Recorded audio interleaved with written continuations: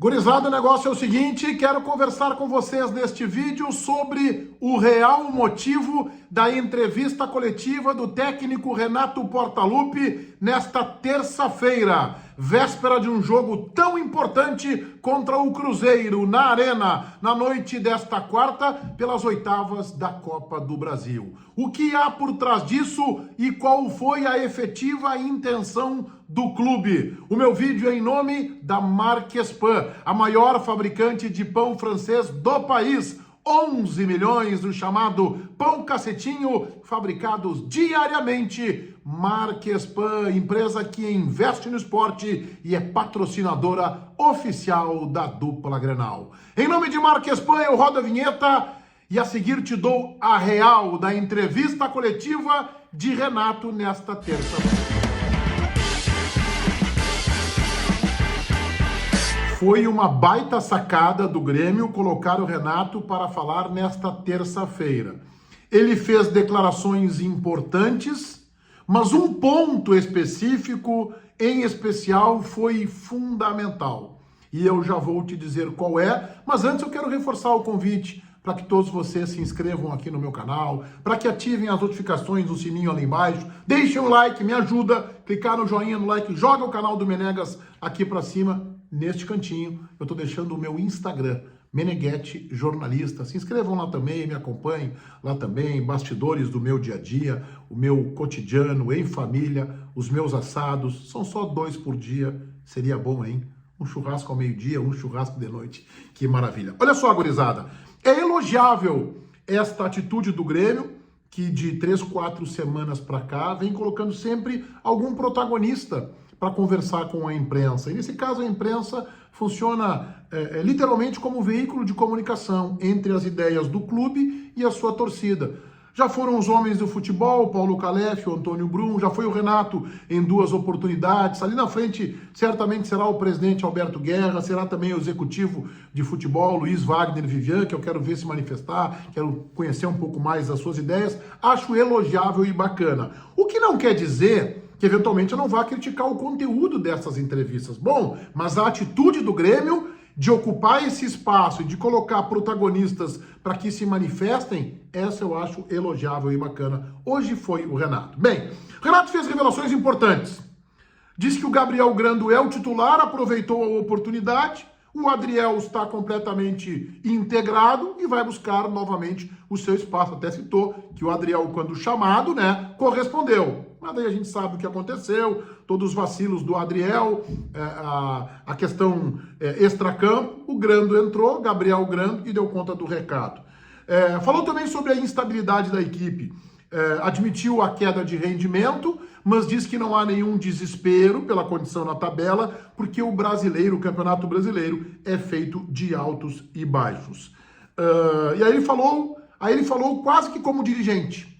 Abre aspas para Renato. As pessoas têm que entender que este ano é para reestruturar o clube. Ele já havia falado isso, que é um discurso que vai na contramão daquele seu próprio discurso, talvez de cabeça quente, contra o Bragantino, após o empate em 3-3.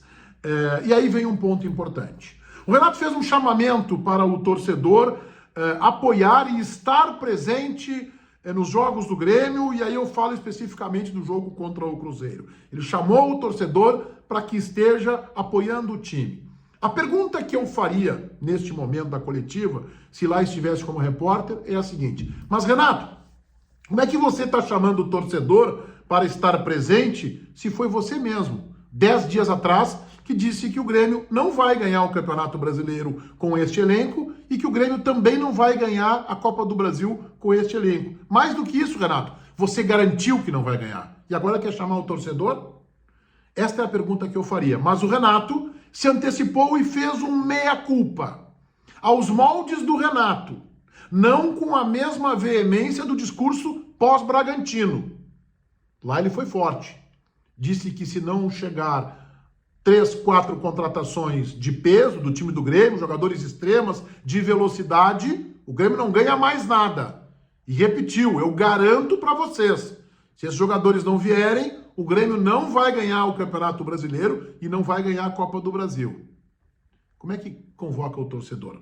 O Renato fez a seguinte frase: Me precipitei, acho que até foi uma pergunta do Diogo Rossi, da Rádio Bandeirantes. Me precipitei em algumas coisas, mas foi no sentido de tirar a responsabilidade do grupo. Bom, é compreensível esse argumento do Renato. A questão é, em primeiro lugar, não teve a mesma ênfase de um discurso num tom elevado, repetindo, assegurando que não vai ganhar nada com este elenco do que teve agora. Agora ele soltou uma frase, me precipitei em algumas coisas, foi no sentido de proteger o grupo. É verdade, ele protege o grupo, mas ao mesmo tempo tem uma crítica embutida aí. Porque ele diz que esse elenco não é suficiente e não tem capacidade para ganhar a Copa do Brasil e o Campeonato Brasileiro. Eu não concordo com ele. Eu não concordo com o Renato. Em tese, ele poderia estar certo. Eu sei que a maioria de vocês gremistas que me assistem aqui, obrigado pelo prestígio, pela confiança, concordam com o Renato, porque vocês querem reforços. Mas eu já vi times piores que o do Grêmio ganhar a Copa do Brasil. Eu não sei se o time do Filipão em 94, que ganhou do Ceará, era tão melhor assim que o atual time do Grêmio. Eu já vi outros times bem medianos também conquistarem a Copa do Brasil. Então eu não concordo que com o time atual, se encaixado for pelo técnico, não tem capacidade de ganhar a Copa do Brasil. Outra coisa, quando ele faz isso no sentido de tirar a responsabilidade do grupo, ele tira a responsabilidade dele também. Se ele já está dizendo de cara que com esse grupo ele não vai ganhar nada, então não cobre. Aliás, ele falou isso naquela coletiva. Não exijam títulos, não exijam tantas vitórias assim, porque não vai dar. Então ele também tirou a responsabilidade dele. O que eu acho que o Renato deveria fazer, e a coletiva foi para isso.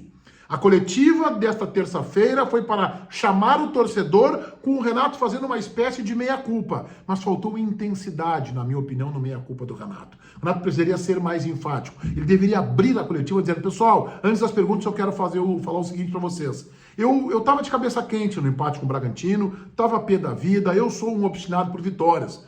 Aquilo que eu falei de que não vai ganhar títulos foi da boca para fora. Me expressei mal, eu não queria dizer aquilo, eu queria proteger o meu grupo, mas eu estava indignado que a gente cedeu o empate aos 46, então passem borracha naquilo. Conversei com a diretoria, 0-0 bola ao centro, e em julho vamos ver se a gente consegue contratar. Pronto. Deveria ter sido mais claro, mais forte o Renato na sua manifestação. De qualquer forma, ele fez um reconhecimento que lá atrás, contra o Bragantino, acabou se precipitando na coletiva após-jogo. Todo mundo inscrito no meu canal, ativando as notificações ali no sininho, valendo o like de vocês. Olha meu Insta aqui, ó. Meneghetti Jornalista, me acompanhem lá também. O vídeo é para Marquespan, 11 milhões do chamado pão cacetinho, fabricados diariamente. Vai na tua padaria aí, no teu supermercado, no mini mercado, né? Vai aí e pergunta, ei, escuta aqui, o pão aqui é Marquespan. Tem que ser da Marquespan. Feitoria, gurizada. Vai, um abraço.